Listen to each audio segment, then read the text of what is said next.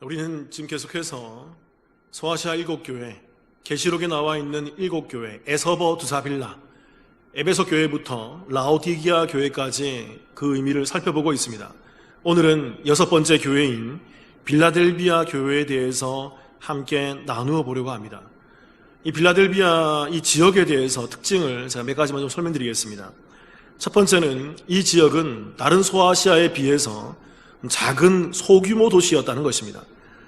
그래서 다른 소아시아 교회 지역은 많은 사람들이 군집해 있었음에도 불구하고 이 빌라델비아 지역은 특별히 인구가 적은 도시였어요. 그런 이유가 왜냐하면 AD 17년경에 이 빌라델비아 지역 가운데, 소아시아 전역 가운데 큰 지진이 있었습니다. 근데 그 지진 가운데서 가장 큰 타격을 받은 곳이 바로 이 빌라델비아 지역이라는 거죠. 그래서 계속되는 그 큰 지진과 여진 속에서 빌라델비아에 있던 사람들이 불안과 공포 속에서 살아가고 있었다는 것입니다. 도저히 살 수 없기에 고향 땅을 떠나는 사람들이 많았다는 거죠. 그래서 다른 지역으로 많이 이주했기 때문에 이 지역은 특별히 그 인구가 작은 지역으로 남아있더라는 거예요. 또 두 번째로 이 지역의 특징은 뭐냐면요, 온갖 우상들의 집합소였다고 합니다. 그러니까 이 지진으로 말미암아 계속 여진이 있고 도시가 사람이 빠져나가고 경제 활성화가 잘 안 되고 그러다 보니까 여러 가지 불안정한 모습들이 계속 진행되더라는 것입니다. 자, 지난번에도 말씀드렸지만 이 도시 가운데 불안정이 있고 여러 가지 문제가 있으면 자연히 뭐가 발전한다고요? 종교성이 발전한다고요. 종교심이 발달하게 되어 있는 것입니다. 그래서 이 빌라델비아 지역은 작은 소도시였지만 다른 지역에 비해서 많은 우상과 신전들이 즐비했던 그러한 도시 중에 하나였다는 거예요. 고대 문헌 가운데 보면 이 빌라델비아 지역을 이렇게 명명하는 문헌도 있어요. 이 빌라델비아 별칭이 뭐냐면 작은 아덴이라는 것입니다. 이 말은 작은 아테네라는 거예요. 마치 그 그리스 신화의 본산지인 아테네처럼 이 빌라델비아 지역이 작지만 그 아테네와 같이 흡사할 정도로 우상들이 즐비하고 신전들이 많았다는 것을 빗대어서 말하는 것이 작은 아덴 빌라델비아라고 불렀다라는 거죠. 빌라델비아 지역은 작은 도시였고 큰 지진으로 인해서 불안정한 도시였고 그렇게 이 지역은 온갖 종교가 발달했던 영적으로 아주 혼탁했던 지역이었습니다. 이러한 지역에 오늘 빌라델비아 교회가 세워져 있더라는 것이죠. 그렇다면 사랑하는 성도 여러분, 이 빌라델비아 교회는 이러한 상황 가운데에서 과연 어떤 교회의 모습을 보이고 있을까요? 첫 번째는요, 이 교회는 작은 교회였다는 것입니다. 매우 작은 교회였다는 거예요. 말씀 같이 한번 읽어보겠습니다. 계시록 3장 8절입니다. 한 목소리 같이 한번 읽어보겠습니다. 시작. 볼지어다 내가 내 앞에 열린 문을 두었으되 능히 닫을 사람이 없으리라. 내가 내 행위를 아노니 내가 작은 능력을 가지고서도 내 말을 지키며 내 이름을 배반하지 아니하였도다. 예수님께서 이 빌라델비아 교회를 향해서 이렇게 말하죠. 내가 내 행위를 아노니. 이 소아시아 7교회를 향해서 주님께서 공이 반복되는 어구들이 있습니다. 그 중에 하나가 바로 내 행위를 아노니라는 거죠. 반복해서 얘기해요. 그래서 이 행위라는 말이 여러 번 반복했습니다. 이 말이 헬라어로 엘곤이에요. 일, 행위, 사업인데 이 말은 늘 복수로 기록되어 있어요. 그러니까 이 말이 무슨 말입니까? 이 빌라델비아 교회도 그들이 작은 교회였지만 교회로서의 기능들을 여러 가지를 하고 있었다는 것입니다. 그 많은 교회로서의 일들을 하고 있었다는 거죠. 그런데 주님께서 내 행위를 아노니 할 때 이 안다, 이 아노니라는 단어가 헬라어로 에이도란 말이죠. 이 말로 예전에 제가 한번 설명드렸습니다. 이게 보다, 알다라는 말인데 이 에이도라는 말은 좀 더 어떤 의미냐면 경험적인 측면에서요. 주님께서 이 빌라델비아 교회가 교회로서 어떻게 행하고 어떻게 살아왔는지를 주님께서 그들 옆에서, 그들 곁에서 직접 눈으로 보고 체험하며 그들을 알고 있다고 얘기하는 것입니다. 그리고 이것은 능동태로 기록되어 있어요. 주님께서 직접적으로 의도적으로 찾아가서 너희들이 잘하고 있나 잘하지 못하고 있나, 너희들이 온전히 살고 있나 온전히 살지 못하고 있나를 늘 옆에서 지켜보고 있다는 거죠. 그러니까 여러분, 우린 잘 아셔야 됩니다. 이러한 말씀들을 통해서 우리 또한 교회입니다. 우리 남부침례교회 또한 교회로 서 있는 곳이죠. 우리 성도님들이 교회예요. 근데 여러분, 우린 교회로만 존속해 있는 것이 아니라 우리 곁에 누가 계신 거죠? 예수님이 함께 하시는 거예요. 성령님이 함께 하시는 거예요. 그래서 그 성령님이 우리 가운데 함께 하셔서 우리의 모습들을 면밀히 지켜보고 있는 거죠. 불꽃 같은 능종자로 지켜보고 있는 거죠. 너가 교회로서 잘 감당하고 있는지, 잘 세워져 있는지, 그 가운데서 믿음을 잘 간지하고 있는지. 우리 성도들은 이러한 말씀을 통해서 우리 주님을 각인하셔야 돼요. 아, 내 옆에 계신 주님, 나와 함께 하신 주님, 매 순간 나를 지켜보시고 나의 모든 상황들을 다 알고 계시고 나의 모든 것들을 채우시고 인도하시는 그 주님, 그 주님을 인지하고 나아가시는 그러한 성도의 모습을 견지해야 한다는 것이죠. 그런데 주님께서는 이 빌라델비아 교회 행위를 아신다라고 말하면서 그들의 행위에 대해서 다음과 같은 말을 첨언하고 있습니다. 이런 말을 하고 있죠. 8절에 보면, 다시 한번 띄워주세요. 8절. 내가 작은 능력을 가지고서도 내 말을 지키며 내 이름을 배반하지 아니하였도다. 그러니까 이 빌라델비아 교회가 예수님의 말씀을 지키며 그리고 예수님의 이름을 배반하지 않는 그 행위들을 많이 했다라는 것입니다. 그래서 빌라델비아 교회가 이러한 행위 가운데에서 잘했기에 주님께서 이 교회를 뭐하고 있는 거죠? 칭찬하고 있는 거예요. 너희들이 참 잘했어. 너무 귀하다. 너희들이 그 믿음에 지키는 모습이 너무 잘했고 나의 이름을 배반하지 않고 배교하지 않고 그 가운데서 예배를 잘 드리고 있는 모습 너무 잘하고 있어. 너무 귀해. 코로나19 가운데에도 너희들이 이러한 지경 가운데도 나왔는데도 그것을 잃지 않고 시간에 맞추어서 이 자리에 끼어서 이렇게 예배 앞에, 이 화면 앞에, 이 말씀 앞에 서서 예배 드리고 있는 너희 모습, 정결하게 복장을 갖추고 집에서 아무렇게나 더 드려도 됐지만 정결하게 복장을 갖추고 세수하고 정갈하게 예배 드리고 있는 너희들의 모습 너무 잘한다. 너무 괜찮아. 참 좋아. 칭찬하시는 거죠. 그런데 여러분, 그들의 그러한 행위를 칭찬했던 그 칭찬의 근거가 무엇이죠? 어떤 것이죠? 다시 우리 8절의 말씀을 띄워보세요. 이런 말씀이 있습니다. 내가 작은 능력을 가지고서도 내 말을 지키며 내 이름을 배반하지 않았다. 빌라델비아 교회에게 뭐가 있었다는 거예요? 어떤 능력? 작은 능력이 있었다는 거예요. 이 작은 능력 때문에 이 빌라델비아 교회가 그들이 예수님의 말을 지키며 예수님의 이름을 배반하지 않았다는 거죠. 그래서 작다라는 말이, 이 작은이라는 말이 이게 헬라어로 좀 아주 중요한 말입니다. 이게 미크로스란 말이에요. 이게 작은, 짧은, 적은 그런 의미지만 이 미크로스는 그 작은 것 가운데에서도 가장 작은, 거의 미미한, 형체를 구분하기 힘든 아주 희미한 그런 의미라고요. 이 미크로스에서 영어로 뭐가 발전되어 나왔을까요? 마이크로란 말이 발전되어 나온 거예요. 그러니까 마이크로의 어원이 여기 미크로스란 말이 있죠. 굉장히 눈에 보이지 않는 것입니다. 현미경으로 들여봐야만 겨우 볼 수 있는 마이크로미터, 굉장히 작은 그런 단위인 거죠. 그러니까 이 빌라델비아 교회는요, 굉장히 작았다라는 것입니다. 그래서 이 말이 근거해서 신학자들이 이 빌라델비아 교회에 대해서 이 적다라는 단어에 대해서 두 가지로 설명을 합니다. 첫 번째는 빌라델비아 교회의 교인들의 숫자가 매우 작았을 것이다라고 얘기를 해요. 수의 적음을 얘기해요. 그러니까 빌라델비아 교회는 작은 도시에 있었지만 그 작은 도시였지만 또 그 교회 또한 매우 작았을 것이라는 거죠. 쉽게 말하면 오늘날로 말하면 소형 교회 또는 미자립 교회 또는 개척 교회 수준을 벗어나지 못하는 그런 아주 성도들이 작은 몇 명 되지 않는 그런 정도의 그런 교회였다는 것입니다. 또 두 번째로 신학자들이 이것에 대해서 평가하기를 뭐라고 평가하냐면 더 나아가 이 적은 무리의 성도들이 빌라델비아 도시에서 제일 밑바닥의 생활을 하고 있는 하층민의 수준이었을 것이라고 평가를 한다는 거죠. 그러니까 그들의 그러한 신분의 미미함을 얘기하는 것입니다. 수가 적었을 뿐만이 아니라 그 교회에 나오는 성도들 또한 빌라델비아 교회 지역에서 가장 비천한 신분, 가장 미미한 존재들로 구성되어 있을 것이다 라고 얘기하는 거죠. 그렇게 여러분, 이 빌라델비아 교회는요, 작은 아테나라고 불리는 이곳에서 다른 종교들에 의해서 멸시와 핍박과 조롱을 받았을 거예요. 왜요? 성도들이 작았거든요. 굉장히 미천한 신분의, 또 하찮은 신분의, 미미한 신분의 그런 사람들이 모여서 교회를 이루고 있었거든요. 쉽게 말하면 힘도 없고 사람도 없고 정말 아무런 영향력을 행사하지 못하던 그러한 교회의 모습이었다는 것입니다. 그런데도 예수님은 그들을 향해서 얘기하는 거죠. 너희들이 너희들이 나의 말을 지키며 내 이름을 배반하지 않았어. 그들을 아주 크게 칭찬해주고 있다는 것입니다. 여기서 우리가 한 가지 더 살펴볼 수 있는 것이 뭐냐면요, 이 내 말을 지키며 내 이름을 배반하지 아니하였도다라는 말이, 이 말이 지키며 배반하지 아니하였도다, 이 말이 헬라어로 이게 부정과거형으로 기록되어 있어요.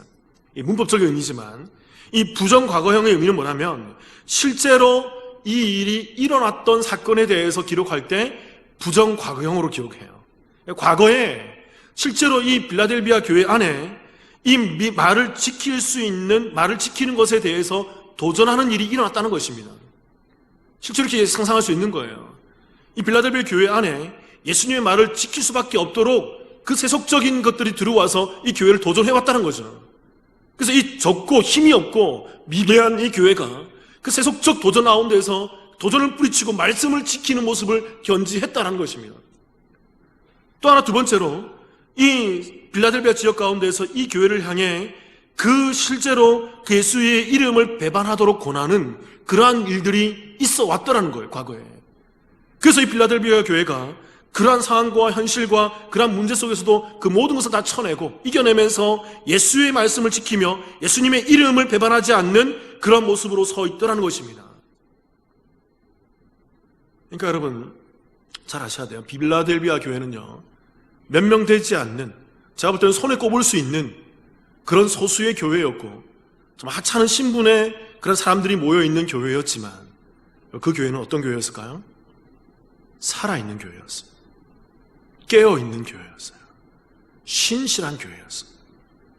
그래서 그들은 비록 작은 무리였고 하찮은 신분이었지만 그 예수 그리스도를 향한 그 말씀의 신실함을 알고 그 말씀으로 내게 주어진 환경을 탓하지 않고, 내게 주어져 있는 그 모든 상황들을, 그 모습에 대해서 한탄하지 않고 오직 주님을 바라보며 신실하게 말씀을 지키며 말씀을 의지해서 주의 이름을 따라가는 그러한 신실한 교회로, 살아있는 교회로 서 있더라는 것입니다. 여러분 잘 아셔야 돼요. 제가 여러 차례 말씀드렸지만 크다고 좋은 게 아니에요. 큰 것이 중요한 것이 아닙니다. 많은 것이 중요한 게 아니에요. 많이 모인다고 중요한 게 아니에요. 중요한 것은 그 속에, 그곳에 살아있는 자들이 얼마나 모여 있는가가 중요한 거예요. 많이 모이는데, 대형교회라고 하는데 그 속에 살아있는 자들을 찾아볼 수 없다 그런다면 아무짝에 쓸모없는 교회예요. 많이 모이면 뭐합니까? 수만 명, 수십만 명 운집하면 뭐합니까? 그 속에 예수 그리스도의 말씀이 선포되지 않고 그 속에 예수 그리스도의 생명을 가진 자들이 보이지 않는데 껍데기죠, 껍데기. 그러면 작다고 하더라도 그것에 낙담할 필요는 없습니다. 작다고 하더라도 그 속에 살아있는 성도들이 꽉 차 있다 그런다면, 성도들이 10명이 어떻습니까? 10명 모두가 예수 그리스도를 잘 믿고 있고 믿음 안에서 신실하게 그리스도의 이름을 따라 말씀을 지키고 나아가고 있다 그런다면, 여러분 그 교회는 하나님이 칭찬하실 만한, 주님이 보시기에 기뻐할 만한 아주 의미 있고 가치 있는 살아있는 교회일 수 있다는 거죠. 우리 남부침례교회가 이와 같은 교회이기를 주님의 이름으로 소망합니다. 우리 교회 나오는 성도님들이, 저는 가끔가다 이런 말을 많이 하죠. 아무나 오지 않았으면 좋겠다. 우리 교회에 와서 그냥 껍데기 신자로 있기를 저는 원치 않습니다. 어차피 우리 교회 나온다 그러면, 택한다 그러면 우리 교회 안에서 예수 그리스도의 생명의 말씀을 듣고 그 말씀으로 말미암아 깨어져서 말씀의 힘으로 이 땅을 감당하는 성도들이 저는 모이기를 원해요. 좀 더디더라도, 좀 천천히 가더라도. 저 여러분이 그러한 우리 남부침례교회를 이루어가기를 주님의 이름으로 축원합니다. 두 번째, 빌라델비아 교회는 어떤 교회일까요? 두 번째는요, 작은 능력의 교회였다는 것입니다. 좀 전에는 작은 교회였다고 말씀드렸죠. 근데 이번에는 작은 능력이 있는 교회였다는 거죠. 다시 한번 계시록 3장 8절 말씀을 같이 한번 읽어볼게요. 제가 한번 읽어보겠습니다. 볼지어다 내가 내 앞에 열린 문을 두었으되 능히 닫을 사람이 없으리라. 내가 내 행위를 아노니 내가 작은 능력을 가지고서도 내 말을 지키며 내 이름을 배반하지 아니하였도다. 빌라델비아 교회가 작은 교회였다고 말씀드렸습니다. 그래서 그들은 적은 무리가 모이는 소형 교회였고 하층민이 모이는 정말 보잘것없는 그러한 교회로 모여졌습니다. 그런데 여기서 작은이라는 말이 아까 제가 설명드렸죠. 헬라어로 미크로스란 말이에요. 이게 작은, 짧은, 적은, 가장 작은, 가장 미미한 그런 모습이었다고요. 그런데도 이 빌라델비아 교회가 보여주는 그 능력은 어떤 것이었을까요? 대단했다는 거예요. 작은 무리가 모였지만 그들 안에 능력이 대단했다는 것입니다. 그래서 예수님께서 그들에게 칭찬만 하시는 거예요. 칭찬에 칭찬을 거듭하시는 거예요. 수가 중요한 게 아니라고요. 많고 적음이 중요한 게 아니라 그 속에 누가 있느냐, 그 속에 무엇이 있느냐. 여기서 말하는 이 능력, 이 단어가 헬라어로 이게 dynamis예요. 이게 성경에서 굉장히 많이 나오는 단어입니다. 굉장히 중요한 단어이기도 해요. 이게 강한 힘, 권능, 능력이란 말인데 영어의 dynamite 이 단어가 여기서 파생된 거예요. 그러니까 이것은 작은 능력이지만 이 작은 능력 안에, 이 작은 교회 안에 뭐가 충만히 있다는 것입니까? 그 능력이 강한 다이나마이트가, 그들은 작지만 그 안에 있는 폭발력이, 그 안에 있는 생명력이 대단한 걸 갖고 있다는 거죠. 그걸 작은 능력이라고 얘기하는 것입니다. 그렇다면 여러분, 이 작은 능력을 구체적으로 성경이 무엇이라고 말할까요? 말씀 한번 찾아보겠습니다. 마태복음 11장 11절입니다. 제가 한번 읽어보겠습니다. 이런 말씀이 있죠. 내가 진실로 너희에게 말하노니 여자가 낳은 자 중에 침례 요한보다 큰 이가 일어남이 없도다. 그러나 천국에서는 극히 작은 자라도 그보다 크니라. 이 말씀 읽으시면서 좀 의아하게 생각지 않았습니까? 어떻게 침례 요한은 예수님 전에 길을 예배했던 분이고 정말 대단하게 광야에서 외치는 자의 소리로 정말 귀한 선지자 역할을 하지 않았습니까? 그런데 주님께서 얘기하시는 거죠. 여자가 낳은 자 중에 침례 요한보다 큰 이가 일어나면 없다. 그러나 천국에서는, 앞으로 천국에서는 극히 작은 자라 하더라도 그 침례 요한보다 더 클 것이다 라고 얘기하는 거예요. 이 말이 무슨 말입니까요? 이 말은 구약과 신약을 잘 이해하면 이 말이 아주 쉽게 이해됩니다. 구약은 무엇이죠, 여러분? 구약. 이 말은 오실 메시아에 대한 약속의 메시지예요. 그러니까 구약에 있던 모든 사람들은, 구약에 있는 모든 선지자와 대단한 그 다윗 왕, 아브라함 다 할 것 없이 그 모든 사람들은 예수님을 실제로 보지 못했어요. 예수님에 대해서 실체가 뭔지 모른다고요. 그러나 그냥 하나님의 말씀에 의해서, 메시지에 의해서 메시아가 올 것이다, 우리의 구원주가 올 것이다, 그 정도 믿음을 갖고 있지 않았어요. 그 마지막을 대표하는 자가 바로 이 침례 요한이었던 거죠. 침례 요한은 구약시대의 종말을 예고하는 마지막 선지자의 반열 가운데 있는 사람입니다. 그러나 침례 요한 이후 누가 오셨죠? 예수님이 오셨어요. 그 실체로서, 구약에 예견했던 그 실체로서 예수님이 오셔서 이 땅 가운데 그 구약의 메시아의 예언이 실현되는 것을 우리 가운데 보여주죠. 십자가와 부활로, 성령 충만으로. 그래서 이 신약에 있던 성도들은 오실 메시아가 아니라 오신 메시아, 우리 가운데 나타나고 드러나고 우리 가운데 역사하시고 그 모든 것을 실현해냈던 오신 메시아에 대해서 바라보고 믿고 있는 것이 바로 신약의 모습이라는 것입니다. 여러분, 침례 요한 이후에 그 모든 사람들은 누구를 바라볼까요? 오실 메시아일까요? 오신 메시아일까요? 오신 메시아를 바라보는 것입니다. 그 오신 메시아를 바라보고 믿고 있기에 예수님 이후에 그 천국에 들어가게 되는 자들 중에 침례 요한보다 더 클 것이라고 얘기하는 거죠. 왜요? 그들의 믿음은 오신 메시아를 실제로 경험하고 보고 알고 믿게 되는 믿음이거든요. 그래서 여러분, 우리의 믿음이 잘 아셔야 돼요. 여러분, 예수님 오신 이후에 우리의 믿음이 아브라함의 믿음보다 더 커요. 여러분, 예수님 오신 이후에 우리의 믿음이 다윗의 믿음보다 더 크다고요.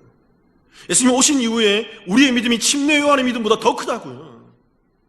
이게 정확히 얘기할 수 있지 않습니까? 다시 한 번 더 11장 11절 띄워주세요. 다시 읽어볼게요. 내가 진실로 너희에게 말하노니 여자가 낳은 자 중에 침례 요한보다 더 큰 이가 일어나면 없도다. 그러나 앞으로 천국에서는 극히 작은 자라도 그보다 크니라. 여기서 말하는 이 작은 자, 극히 작은 자, 이 말이 헬라어로 미크로스란 말이에요. 아까 그 말이라고요. 마이크로, 그 말이죠. 가장 작은, 미미한, 작은, 짧은 그런 의미라고요. 그래서 그 작은 자들은 무엇을 소유하고 있기 때문에? 오신 예수 그리스도에 대한 분명한 믿음을 소유하고 있기 때문에 그들이 희미하게 바라봤던 구약의 모든 사람, 대표하는 침례 요한보다도 더 큰 믿음을 소유한 자들이야 라고 얘기를 하고 있다는 것입니다.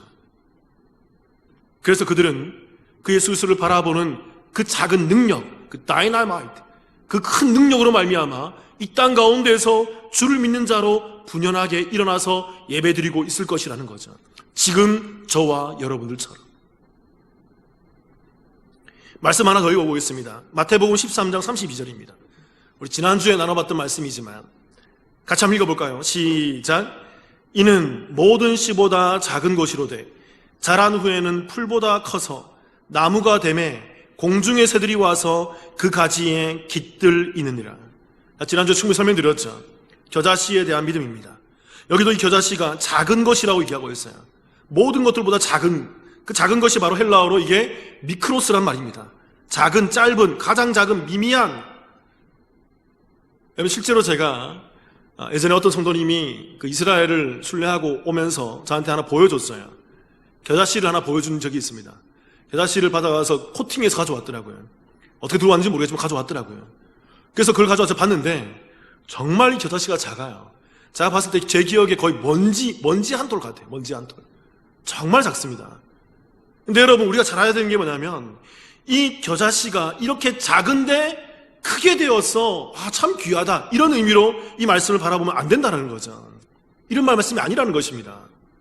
겨자씨는 작지만 이 작은 것 안에 뭐가 있기 때문에? 예수 그리스도를 향한 그 믿음의 생명력이 있기 때문에. 그 겨자씨는 택함을 입은 것이고 하나님에 의해서 택자들의 겨자씨이기 때문에 그 안에는 누가 들어가 있는 거죠? 예수 그리스도가 들어가 있는 것입니다. 생명이 있는 것입니다. 그 믿음이 들어가 있는 것입니다. 그래서 그 겨자씨가 폭발력 있게 그가 우물 터서 줄기를 맺어서 커다란 나무로 성장할 수 있는 거죠. 그래서 모든 새들이 그 나무에 깃들 수 있게 된다는 것입니다. 그 속에 무엇이 있기 때문에? 예수 그리스도의 생명력이 있기 때문에. 이게 바로 작은 능력이라는 거예요. 비록 우리 안에 보이는 모습은, 이 땅에서 그리스도인들이 비춰지는 모습은 정말 미천하고 미련하고 작은 모습일지 모릅니다. 그러나 여러분, 우리 안에 그리스도의 생명력이 있다 그런다면, 내 안에 예수 그리스도를 믿는 믿음의 모습이 있다 그런다면, 여러분, 그것은 다이나마이트인 거예요. 디나미스인 거예요. 폭발력이 있는 거예요. 그래서 그 생명력이, 그 작은 능력이 세상을 뚫고 나아가고 영생으로 나아가는 것입니다. 그 작은 능력이 이 땅의 환경과 모든 상황들을 다 갈아엎고 하나님을 경험하는 믿음의 세대로 이 땅 가운데 일어나는 거죠. 다시 요한계시록 3장 8절 제가 한번 읽어보겠습니다. 볼지어다 내가 내 앞에 열린 문을 두었으되 능히 닫을 사람이 없으리라. 내가 내 행위를 아노니 내가 작은 능력을 가지고서도 내 말을 지키며 내 이름을 배반하지 아니하였도다. 오늘 빌라델비아 교회는 이 작은 능력을 소유하였던 교회예요. 작은 교회였지만, 정말 작은 교회였지만, 소수의 교회였지만 그들 안에 예수 그리스도를 믿는 믿음의 모습이 분명한, 믿음의 고백이 분명한 그 다이나마이트를 갖추고 있는 그러한 능력의 교회였다는 것입니다. 그랬을 때 주님께서는 그들이 그 어떠한 어려운 환경 가운데도 굴하지 않고 타협하지 아니하며 오직 주의 말씀을 지키며 그리스도의 이름을 배반하지 않는 그들의 모습을 주님께서는 칭찬하시고 격려하고 있는 것이지요. 소아시아 7교회 가운데 에서버 두사빌라 7교회 가운데 유일하게 칭찬만 들은 교회가 두 교회가 있습니다. 제가 한번 설명드렸죠. 어떤 교회와 어떤 교회일까요? 오늘 나누었던 빌라델비아 교회와 또 그전에 어떤 교회죠? 서머나 교회였습니다. 이 서머나 교회도 하나님에 의해서, 예수님에 의해서 굉장히 칭찬을 받았죠. 근데 서머나 교회를 기억하십니까, 여러분? 잘 기억이 안 나시죠? 간단히 설명드리겠습니다. 서머나 교회는 매우 궁핍한 교회였어요. 이 궁핍이라는 단어가 제가 의미가 있다고 말씀드렸죠. 거의 떼거리 하기 힘들 정도로, 먹거리가 없을 정도로, 황제 숭배 때문에 경제적으로 자살할 정도밖에 없는, 경제적으로 자살할 수밖에 없는 그러한 환경 가운데에서 자급자족해야 되고 상거리를 할 수 없는 그러한 핍박과 환난 가운데 있던 교회였습니다. 매우 궁핍했어요. 그런데 그들이 그 궁핍함 가운데에서도 믿음을 잃지 않고 끝까지 충성하는 교회로 서 있더라는 것입니다. 그래서 그 서머나 교회를 향해서 주님께서는 계시록 2장 9절에 이렇게 말씀하시는 거죠. 내가 내 환난과 궁핍을 알거니와 실상은 내가 부유한 자니라. 세상이 볼 때 너희들이 가난해. 세상이 볼 때 너희들은 궁핍해. 세상이 볼 때 너희들은 보잘 것 없어. 세상이 볼 때 너희는 비천해. 너무 작아. 그러나 내가 볼 때는 너희들 안에 있는 그 예수 그리스도, 너희들 속에 있는 그 생명, 그 작은 씨앗, 그 겨자씨, 생명을 가진 그 모습이기 때문에 내가 볼 때는 세상 가운데 너희들이 가장 부유한 자야. 누가 뭐라 하더라도 너희들이 가장 부유한 자이고 너희들이 가장 능력이 있는 자야. 우리 주님은 그들을, 그 중심을, 그 예수 그리스도를, 그 믿음을 보아주신다라는 거죠. 그래서 그 서머나 교회가, 또 오늘 빌라델비아 교회가 어떤 상황 가운데에도 굴하지 않고 예배하는 자로 저와 여러분처럼 이렇게 서 있다라는 것입니다. 요즘에 코로나19 때문에 많은 힘들어하는 목사님들을 많이 만나고 있습니다. 개인적으로 좀 만나고 있고 얘기를 나누고 있는데, 목사님들 마음 가운데 이구동성으로 듣게 되는 말이 있어요. 모든 교회가 다 성도들이 줄었다는 것입니다. 그래서 걱정이 된다는 거죠. 이제 코로나19가 종식이 되고 예배가 정상화되었을 때 과연 성도들이 얼마나 모이겠냐는 거예요. 상당히 많이 빠져나가고 아마 믿음을 배반하고 믿음을 저버린 성도들이 굉장히 많을 것이다. 그러면서 한국교회에 위기가 왔다, 그리고 한국교회가 이제 사라질 위기에 있다, 그런 말을 많이 하는 것을 제가 들을 수 있습니다.